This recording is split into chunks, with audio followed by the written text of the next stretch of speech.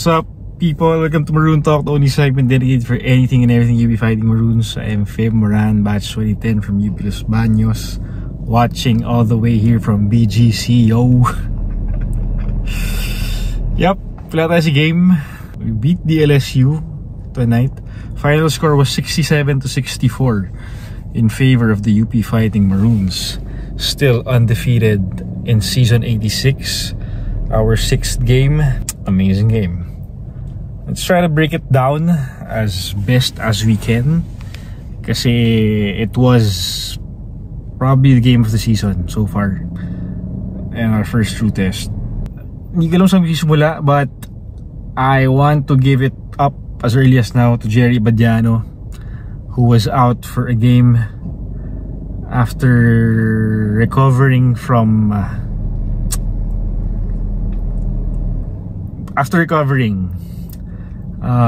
nice to see Jerry scoring 13 tonight, 4 rebounds, 2 assists, 1 steal in 22 minutes of action. Early on si Jerry ang nag-score sa atin, especially in the first quarter. First half, he had 2 early triples which kept us in the game kasi SALLE was actually making their shots early on in the game. Kaya Jerry was a big part of that scoring run. I mean, keeping us in scoring early in the game. So let's try to. I have some notes here. We started off with Malik, of course, Aldous, Maymay, Harold, and Jerry. That's our starting 5. Pero napansin ko doon, parang it was, at least on offense, it was pretty much a 4 small lineup in a way, with the way they were running their plays, at least on offense. We saw Aldous attempting a 3 early on the first quarter, so kaya ako naisip na ganun.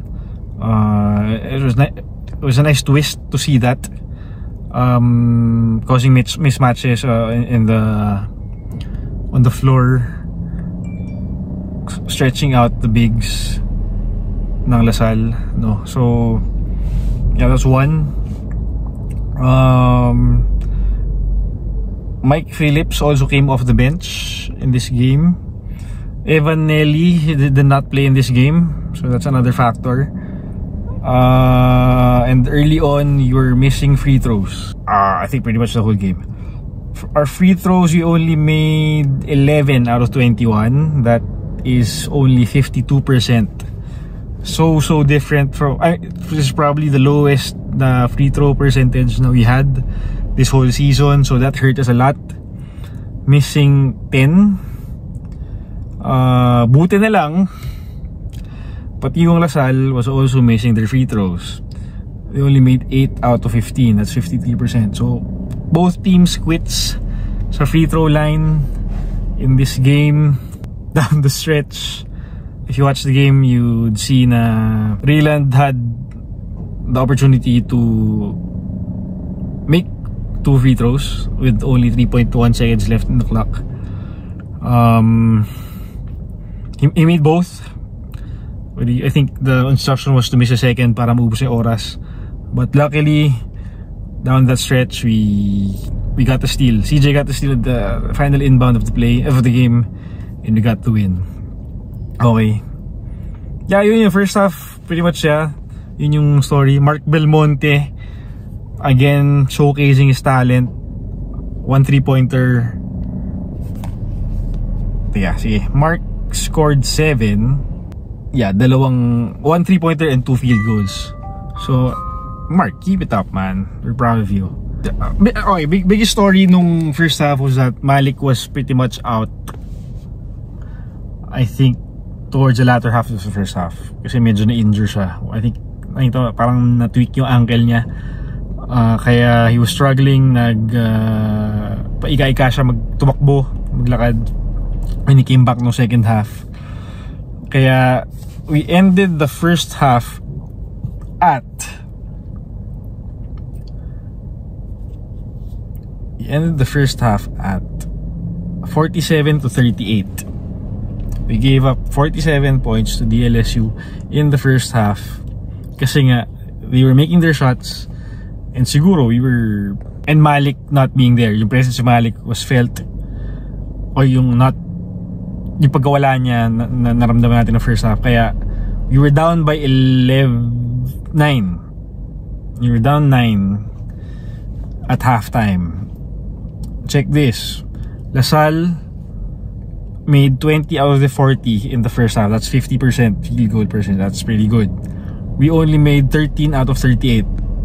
Around 30% if I'm not mistaken. Ganong kalayo yung discrepancy natin in terms of field goal percentage compared to LaSalle at halftime. Points in the paint, 28 for LaSalle, 16 for UP. Starter points, 21 for LaSalle, 20 for UP. Bench points, 26 for LaSalle, 18 for UP. So pretty much we were dominated naman talaga no first half kasi nga we were missing Malik and they were making their shots. So the top scorers were Mike Phillips with 12, KQ with 9, Joaquin Manuel with 7. Anytime we give up more than 10 points to a player at the half is something to worry about, and that's what happened this game. Sa atin naman, Jerry was a leading scorer with 9, Mark Belmonte at 7. So yun pa, all his points came nung first half, and CJ Cancino with 5. But then again, come the third quarter, it was a totally different ball game, especially for UP. It was so special na si Pong Ducanes actually posted the stat sheet for the third quarter alone.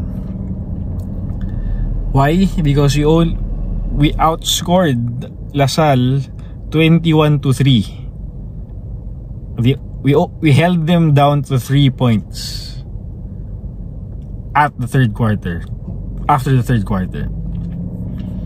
So talking about that UST game, last game, wherein we held them down to how many points as well nung third quarter. Again, it was a miracle adjustment. Hindi no miracle, talagang magaling lang sila Coach Gold in terms of adjusting in the third quarter. So we were playing defense, we were making stops. Malik was on the floor again, kaya nabother natin yung offense ng LaSalle in that great third quarter we had. So yeah, it was nice. We were up by 9, I think, after the third, parang ganun, if my math serves me well, mga ganun. So it totally reversed the game nung third, with Harold scoring 6, Francis Lopez scoring 4, Rayland Maymay with 3, Rayland with 2, Jerry with 2, Malik with 2, CJ with 2. So yeah, that was the amazing third quarter we had. And the only field goal na meron yung LaSalle was that 3-pointer by Kevin Cambao in third. That was it. They were 1 of 21 from field goal range in the third quarter. We were 9 out of 21. So that's a big discrepancy there. They made 4 turnovers compared to our 4 turnovers as well. We made 21 rebounds compared to LaSalle's 11 in the third quarter. Amazing defense when minalas yung LaSalle. Come the fourth though, dumikit. So more or less, if you watch the game, this game was a game of runs. Runs na medyo significant at that. Hindi lang siya run na mga 7-0 run, 7-2 run, ganyan. There were big stretches of the game wherein both teams were scoring what, 10 or more compared to when they make a run. Kaya ganun kalaki, ganun ka ganda. Maganda yung game. If you're a fan, a basketball fan, you'd enjoy watching that game. That was one for the books, honestly. So yun, wala tayong gagawa doon. I mean, that's it for that game. And luckily, breaks went our way. I I can't even say that confidently. Kasi yung tawagan nasa Lasal. Lasal peeps, you had all your chances to win that game. You did not capitalize, and you can't deny that. I mean, tell me, comment down below how else you would contradict that statement. Pero pare, lahat ng tawag sa inyo papunta. Even that yung pagdagdag ng oras at the end of the game, diba? That unsportsmanlike na tinawag kay Nonoy, kay Maymay on Nonoy. I mean, come on man. Come on man.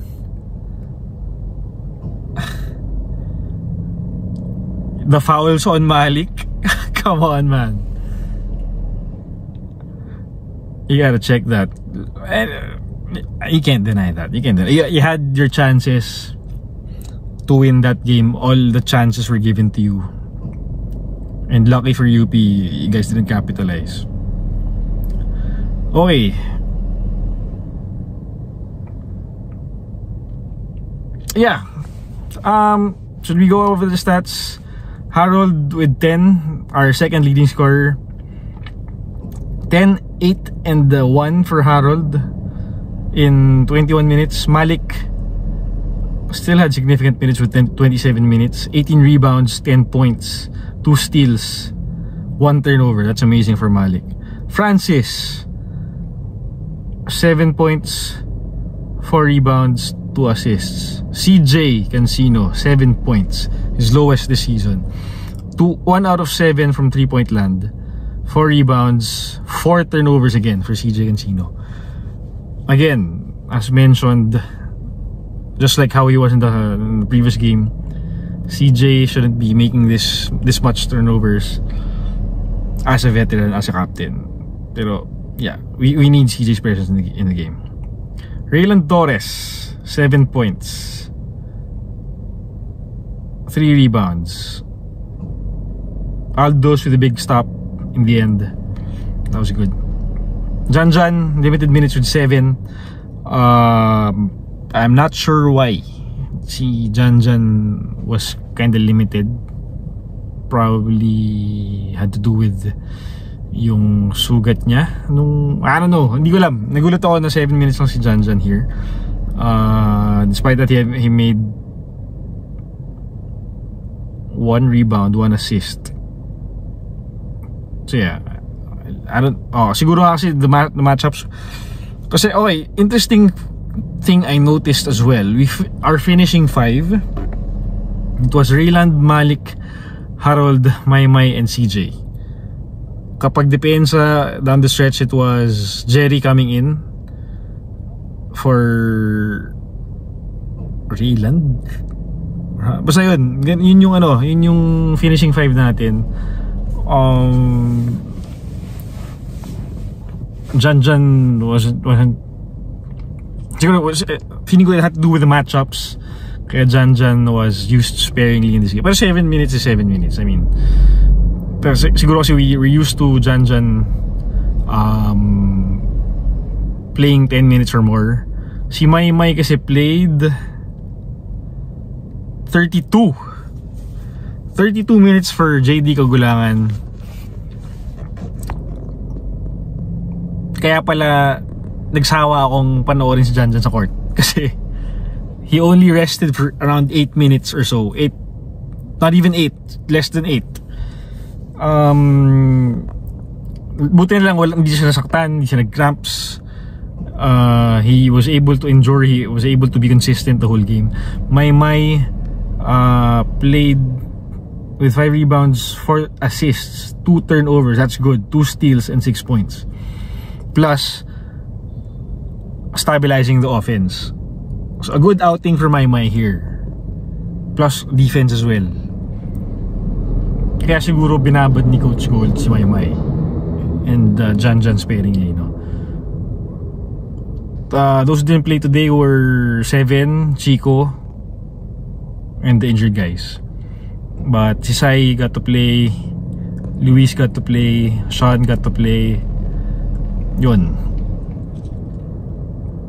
And yeah, overall, what won us and what gave us this win was our defense. I mean, if that third quarter wouldn't make a statement of how we turned this game around, as well as that final steal we got with CJ, stealing that inbound pass, that won the game. We were seeing LaSalle players celebrate early on the first half when they were scoring, ganyan. Siguro hindi rin sila sanay na nakakashoot sila ng ganun. But yun nga, again, games aren't won in the first half of the game. Seasons aren't won in the first round of the tournament.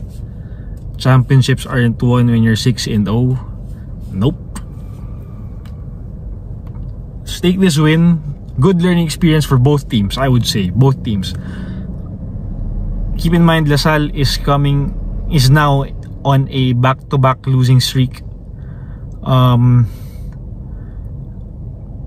And yun nga yung context nung game actually. Nung heading to this game, they were hungry. They were a hungry team. They lost in NU on Sunday, kaya talagang they were ready to go in this game. And that's what happened early on. Kaya nga, nung first half talagang they dominated UP. But yeah, luckily we were able to adjust mid-game, then adapt and finish strong. Yun, congrats to UP, congrats to LaSalle as well. It was a game na talagang someone just had to lose. So again, if you were a fan, even if you were in MOA, congrats to you. You had witnessed one of the best games in UAAP history, and of course it's gonna be even more exciting come the second round, no? So for us UP fans, for the players, I'm sure Coach Goal is gonna downplay this victory, which is what we should do as well. Okay, we just got one win. Sige, we're up. We're on top of the league at 6-0. Of course, shout out to our women's team as well. Congrats to you guys, 6-0 as well, winning over LaSalle today. I think with the same scoreline, pretty much the same, I think. Yeah. So yun, again, it's just one win, one game. Still lots of things to improve on. We're able to see some weaknesses played against us in this game. So we move on to face Ateneo on Sunday, and we need that statement win, but I'm sure the players won't, you just kailangan lang isipin na it's a normal game and they have a long season left to go. So yeah, nice to win against LaSalle today. Nice position we have early on in the standings, halfway through the season. Yeah, let's enjoy this win. We deserve this win. We fought hard for this win, but tomorrow we work on Ateneo. So to the UP faithful who were there in MOA, grabe yung support na pinakita nyo. I'm sure the players felt it on a weekday. Grabe yung crowd ng UP, of course LaSalle, but yeah, the energy was amazing. And congrats to you guys for being able to witness that game. Sobrang nakakaingit actually na madaming wala dyan ngayon, no? Because of work and all. So that's it for my part. Let's watch out for what the other people had to say, or kung sa una ko siya nila nilagay. That's what they said, sila Enzo, Lance, Bea. Let's take this win, learn from it, and we move on to the next game. Congrats to you, congratulations to the UP Fighting Maroons with this strong win. It's just one game, but we're in good momentum right now. Still lots of things to work on, to improve on. But at least yung turnovers natin were lessened. We only made 14 down the stretch, kaya that's overall pretty good. Yeah, that's all I have to say. As always, guys, UP fight. See you guys against Ateneo. Peace. What's up, mga ka 6-0? Yes, 6-0 na tayo. Talo natin yung Lasal by 3 points. And ang ganda ng laban natin. Sobrang exciting ng laban.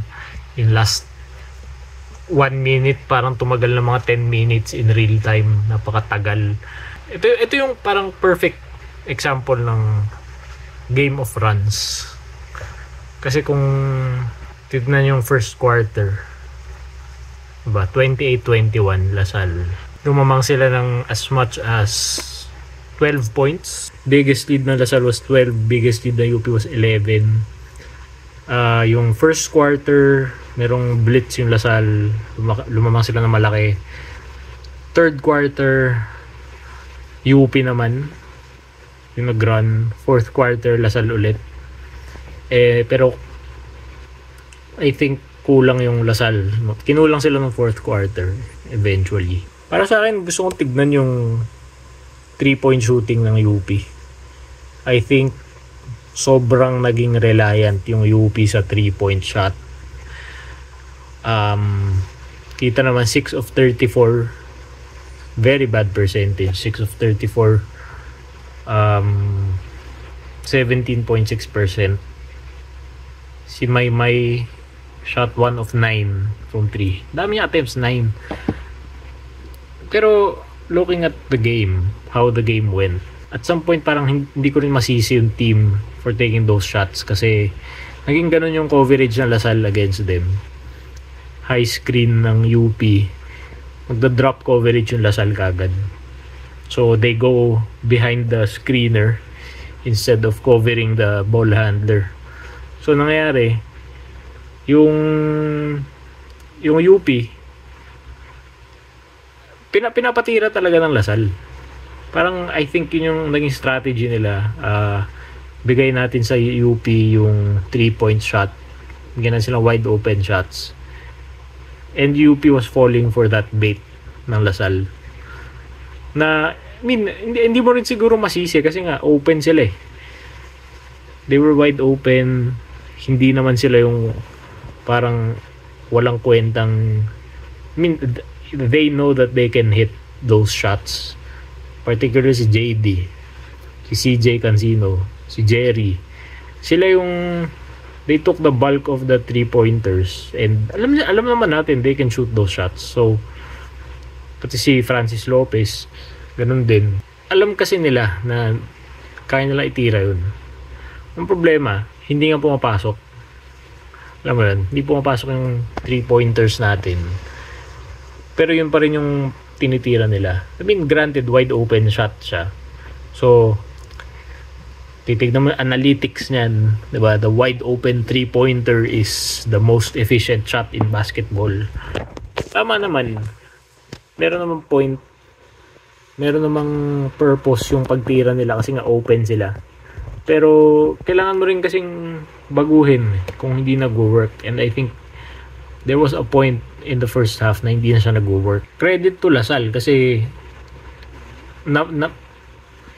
naloko siguro nila yung offense ng UP into settling for those 3-pointers. Siguro, I mean, kung ako napansin ko yun habang nanonood lang ako sa bahay, sa TV, I'm sure napansin din yun ng coaching staff natin, diba? Pansin din nila yun, pero yun, that's why nung second half doon tumasok yung adjustment. Ano nangyari ng second half? Bumalik si Malik.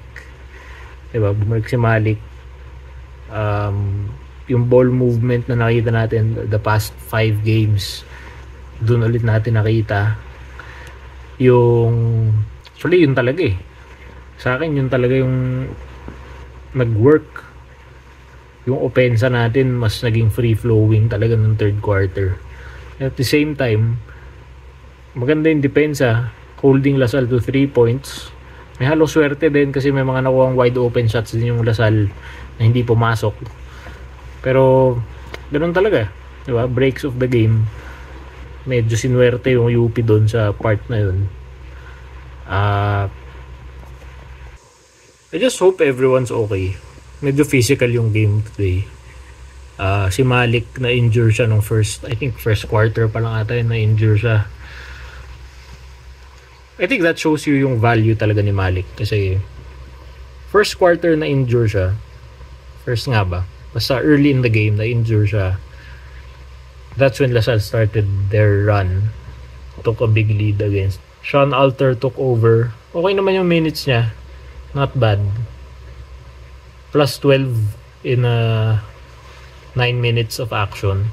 Doon makikita yung value ni Malik eh. Kasi when Malik is in the game, nandun yung option na bigyan na sa kanya, post up siya, easy baskets inside. Siguro sa as the roll man, siguro sa pick and roll, mas magaling siya. Mas siya talaga yung force ng UP. Hindi ko naman sasabing unstoppable force, pero siya talaga yung main guy natin sa offense. Siya yung centerpiece. And nung nawala siya, I think na-feel ko yung presence niya eh. Na-feel ko yung absence niya. Sorry. Feel ko yung absence niya. That's why the game was that exciting. Yun nga, plus hindi na pumapasok yung shots natin. Anyway, as good as we've been, I think, offensively, I think this game was won by our defense.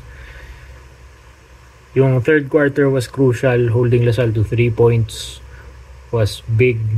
Getting stops ng end game, especially yung last play na CJ Cancino got the steal of Joaquin Manuel's inbound. You know, sealed the game for us.